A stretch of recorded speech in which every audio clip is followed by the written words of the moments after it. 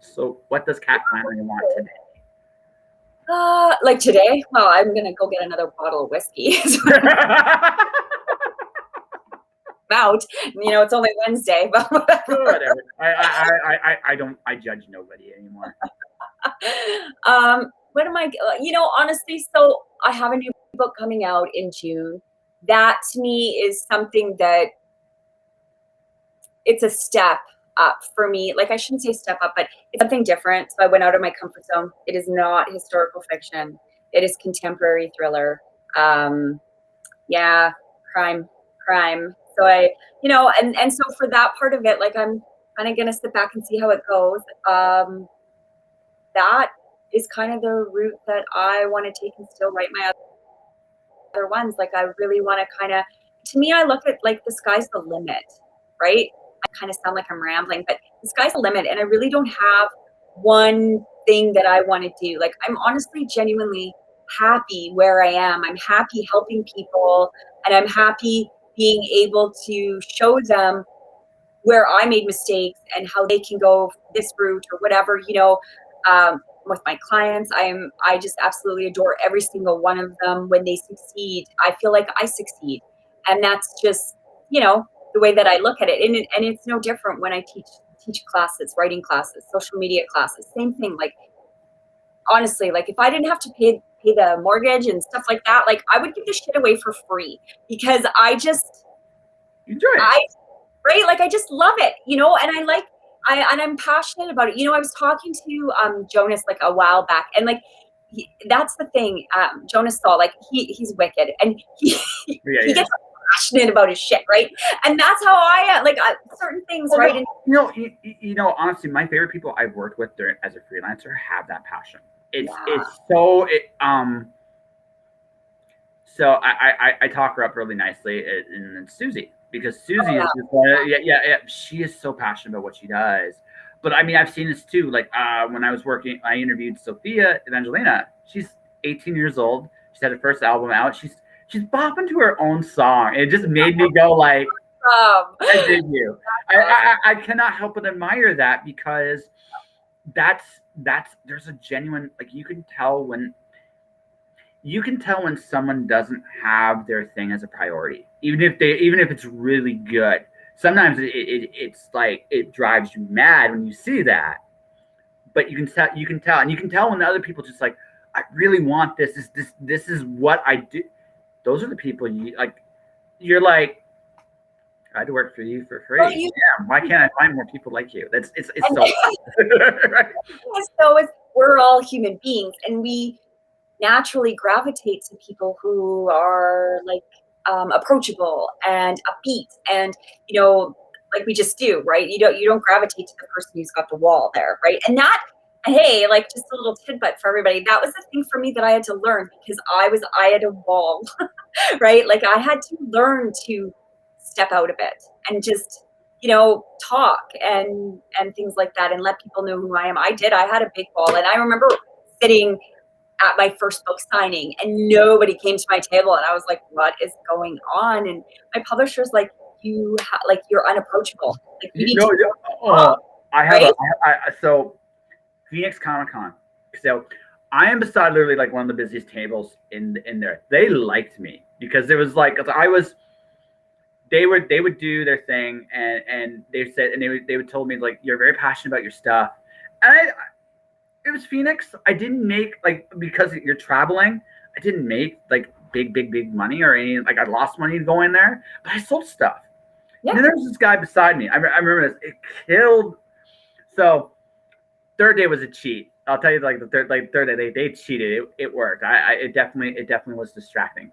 But the first day, the guys there were really good. They worked for the NBA.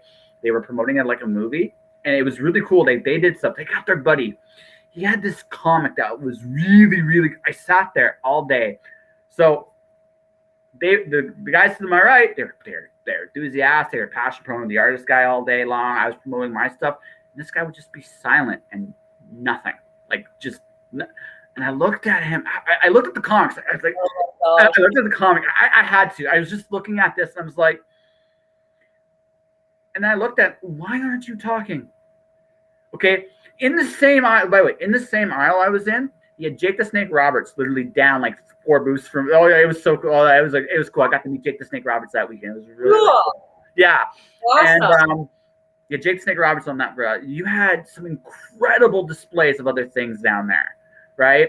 Now Sunday they now the movie guys cheated. They bought this really hot like hot busty blonde, and she was promoting their stuff. I mean, you could not help but notice. I mean, her shirt kept slipping up. It was just like, okay.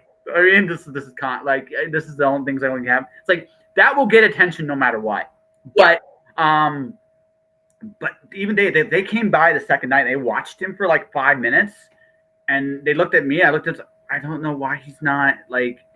This is what you're here to do. You need. I know. Yeah. I know, and I get it. Like I do, and I understand that. Like my old publisher, like she's a very big author, and Cheryl, and she could work a crowd like nobody's business. Like she could just go out there, and she was so friendly and so like, and I would just sit there in awe and be like, how the hell is she doing this? You know, and again, that's still not me. Like I'm still not like out, like really out there, but I am more approachable. Well, again, you don't necessarily have to be loud. Like you don't have to be you don't have to be loud. This goes back to something that we're going full circle here. And she was loud. Oh my God, no, but she was just like she was just so good at it, you know. Yeah. And people loved her. Like they loved her, and they still love her, right? But yeah, she was just, and I would just sit there and watch her and just be like, it's like what am I doing here, right? What am I doing here? Why am I here? But yeah, but it's opportunities. Like for me, like this is where I had to learn how to sell. Phoenix, when I was living there, not when I went to the con, but when I was living there, has this like art event called First Friday. It's not like Calgary. It's way busier, way bigger. Wow. No. Like you could literally go to like some of the, well, you could before the pandemic. Like you could go into like these blocks, and people would just sell their art every day. Now when I first went to Phoenix, I was there visiting. It was the last time I really lived with my dad, and he went back to Windsor, and I went all over and did my thing for like 20 years. But while I was there, so I had my first book published, and I remember one particular time I sat my table up. To the right of me was this. I was literally right beside the stage. Like there's this rock concert going on. Okay. No, this is wilder. To the left of me, there's these amazing stained glass windows, and I just have my book. I look around and I'm thinking to myself, how am I doing here? Right? Right, because I am so outclassed, but I, as you have clearly seen, I have an amazingly big mouth. And I realized that's my thing. So you recognize who you are and who you're not. Totally. And once you recognize that, like you're approachable, you're talkable. You may not be the most like larger in life. I'm going to boom my personality across the hall. Yeah. But you're the person that people go, hey, what's up? They'll give you a high five, maybe a hug if that's your thing. Yeah. Hey, listen, Joe, it's okay. I'm okay. You can make fun of me all you want. It's all good. This is my show. I can make an ass of myself. They gave me an award for making an ass of myself, Joe. They gave me an award for that. So I mean, it's one of those things that I'm good with, right?